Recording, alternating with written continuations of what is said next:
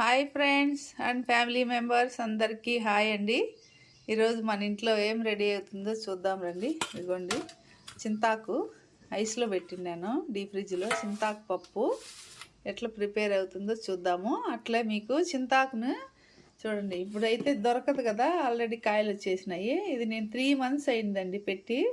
ఇట్లా డబ్బాలు వేసేసి డీప్ ఫ్రిడ్జ్లో పెట్టేసుకుంటే మనం ఎప్పుడు కావాలంటే అప్పుడు బయట పెట్టేసి కొంచెంసేపు తీసుకొని పప్పు చేసుకోవడమే.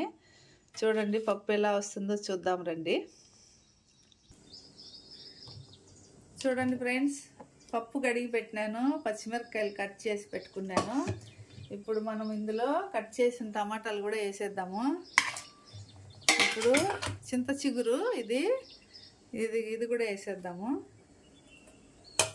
ఇప్పుడు చూడండి ఇంత కొద్దిగా అయితే సరిపోతుంది చింతపండు, ఇది కూడా వేసేద్దాము.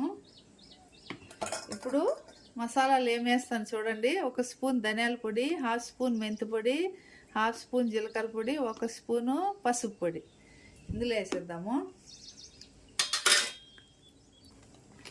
చూడండి ఇప్పుడే ఉప్పు కూడా వేసేసుకున్నాము తగినంత, మళ్ళీ టేస్ట్ తగ్గట్టు వేసుకోవచ్చు.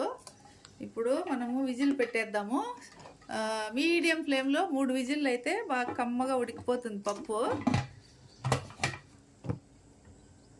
చూడండి పప్పు వచ్చేసింది, విజిల్ ఎట్లా రెడీ అయిందో చూద్దాము. వావ్, చూడండి ఎంత మంచి కలరు. చింత చిగురు ఎట్లా మనం ఫ్రెష్గా చేస్తే ఎట్లా వస్తుందో అదే కలర్ వచ్చిందండి. చూడండి అదే కలర్ వస్తుంది, ఎందుకంటే మనం డీప్ ఫ్రిడ్జ్లో పెట్టేసినాం కదా, సేమ్ కలర్ వచ్చింది. ఇప్పుడు దీన్ని ఇందులో వేసేసి పప్పు బాగా చక్కగా రుద్దేద్దాము. నేను 1 కప్పు కొలుసుకున్నాను కందిపప్పు, ఆ కప్పుతోనే 4.5 కప్పు వాటర్ వేసినాను, ఎందుకంటే మెజర్మెంట్ తెలియని వాళ్ళకి తెలుస్తుంది. ఇప్పుడు ఈ పప్పును రుద్దేద్దాము. చూడండి దీంట్లో వేసేసినాను. ఈ కింద నీళ్ళు వస్తాయి కదా పప్పు నీళ్ళు, అవి కొన్ని పక్కకు తీసి పెట్టినాను. పప్పు రసం అంటారు కదా అది. ఇది బాగా రుద్దేసి మీకు చూపెడతాను. చూడండి పప్పు ఎంత బాగా వచ్చిందో కలరు. ఇప్పుడు తాలింపు పెట్టుకునేద్దాము. సట్టి పెట్టేసినాను, తాలింపు పెట్టుకున్నాము. స్టవ్ వెలిగించినాను, నూనె వేసుకున్నాము. కొంచెం అయితే సరిపోతుంది ఎర్రగడ్డ ఫ్రై అవ్వడానికి. ఆయిల్ వేడెక్కనిద్దాము. చూడండి ఆయిల్ హీట్ ఎక్కింది, ఆవాలు వేసేద్దాము. ఆవాలు చిట్టుపట్లు ఆడుతున్నాయి. ఇప్పుడు కరివేపాకు వేసేసుకున్నాము.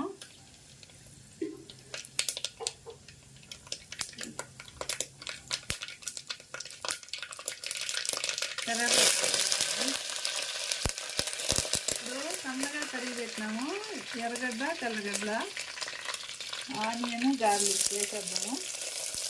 ఇవి గోల్డెన్ కలర్ వచ్చే వరకు ఫ్రై చేద్దాము.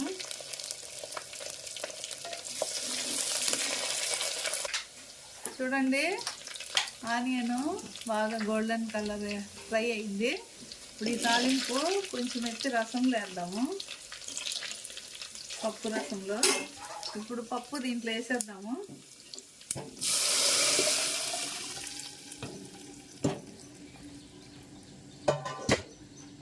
ఇప్పుడు ఒక చిట్టకా ఇంగ వేద్దాము, బాగా కమ్మగా ఉంటుంది పప్పు,